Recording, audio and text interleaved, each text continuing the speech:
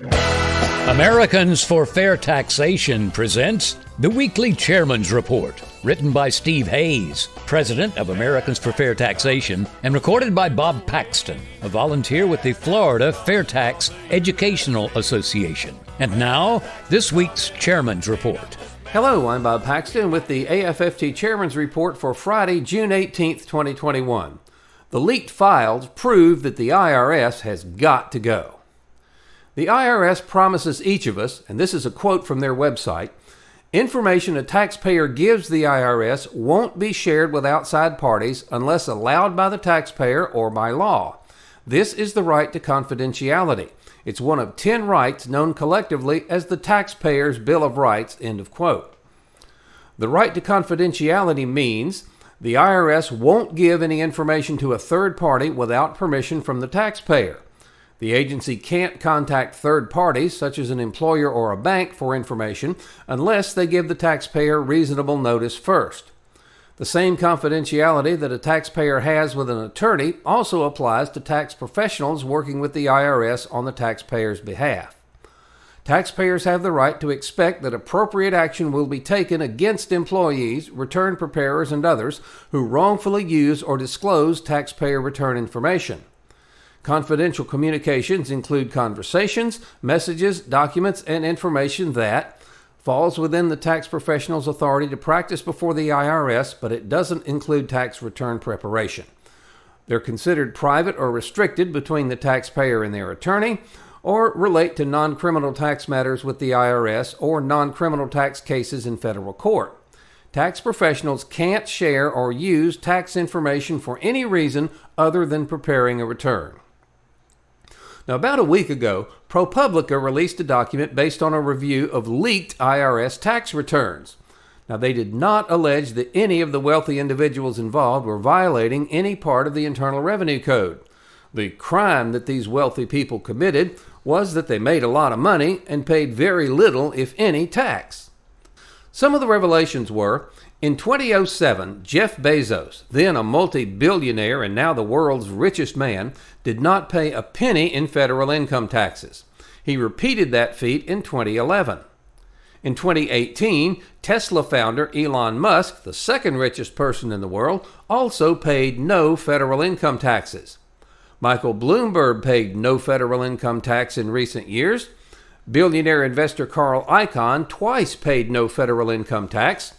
George Soros paid no federal income tax for 3 years in a row. 25 people saw their net worth rise a collective $401 billion from 2014 to 2018. IRS data shows that they paid a total of $13.6 billion in federal income taxes in those 5 years. Now that's a staggering sum, but it amounts to a true tax rate of only 3.4%. While evading the federal income tax is a crime, avoiding federal income taxes by taking advantage of provisions in the law is perfectly legal. Now let's look at why this leak of tax returns is so very frightening. Many non-wealthy people routinely lose between 20 to 30% of their income to federal income taxes, and they're naturally concerned when they see people who are wealthy enough to own private jets get away with paying little to nothing in taxes. Now, this leak was intended to spark resentment, and it did. Remember that the IRS promises taxpayers confidentiality regarding the information in their tax returns. That information is supposed to be disclosed only with the consent of the taxpayer or as required by law. Now, was that the case here? Unfortunately, no. These wealthy people had their confidential data disclosed because one or more people at the IRS had a political agenda. They decided that it was in the best interest of the country to stir up resentment against the uber-rich in order to make it easier for certain members of Congress to advance their proposals to make the wealthy pay more. Now, of course, the leaker committed a felony. Upon conviction, the responsible party can be sentenced to up to 5 years in prison, and if that person was an IRS employee, he or she will be fired. Now, here's a part of the applicable law. This is 26 U.S. Code 7213, Unauthorized Disclosure of Information. Section A, Returns and Return Information. Quoting here, It shall be unlawful for any officer or employee of the United States or any person described in Section 6103N, or an officer or employee of any such person, or any former officer or employee, willfully to disclose to any person except as authorized in this title any return or return information as defined in Section 6103B. Any violation of this paragraph shall be a felony, punishable upon conviction by a fine in any amount not exceeding $5,000, or imprisonment for not more than 5 years, or both, together with the costs of prosecution. And if such offense is committed by any officer or employee of the United States, he shall, in addition to any other punishment, be dismissed from office or discharged from employment upon conviction for such offense. End of quote. Now, there's a good bit more law involved, and if you'd like to read it all, it's contained in the printed version of this chairman's report published at FAIRtax.org. The Treasury Department released this statement regarding the situation. Treasury announced yesterday that they made investigative referrals to their Office of Inspector General, as well as the FBI and the United States Attorney's Office for the District of Columbia. Douglas O'Donnell, the IRS Deputy Commissioner for Services and Enforcement, told a House Ways and Means Committee panel Thursday, "We fully support any investigation undertaken and will urge the investigative authorities to keep Congress appropriately informed of their findings." Now, we hope the FBI will identify and charge the person or persons responsible for this leak. However, there's a good chance that there are some people within the FBI who don't really want to expose the leakers because they agree with the leakers' agenda. And unfortunately, we've seen what happens at the FBI when political considerations get in the way of enforcing the law. Now, to many in D.C., the law should only apply to people who are not doing the right thing, in their opinion. If you are doing the right thing, even if it's against the law, you should not be punished. So, look for a significant number of people in D.C. to favor taking no action against the leakers, even if they are positively identified. In a Wednesday, June 9, 2021 blog, Kimberly Strassel, a writer for the Wall Street Journal, made these points. The ProPublica story was a moralizing snooze fest, thousands of words and the threat of more installments, to explain that the U.S. tax code allows deductions for loan interest, charitable giving, and business expenses, and that the nation's elite actually use these deductions. Also, ProPublica informs us that people don't pay tax on capital gains until they actually realize those gains. Still, the nation's liberal and social media spent the week breathlessly pretending the story was a blockbuster expose, breaking the news that the wealthy don't pay their fair share, while Democrats renewed their calls for higher taxes on the rich. For decades, the GOP has understood that the term federal government employee is increasingly interchangeable with registered Democrat. This cadre of civil servants have realized that they can use their powers in ways that aid the political goals of Democrats.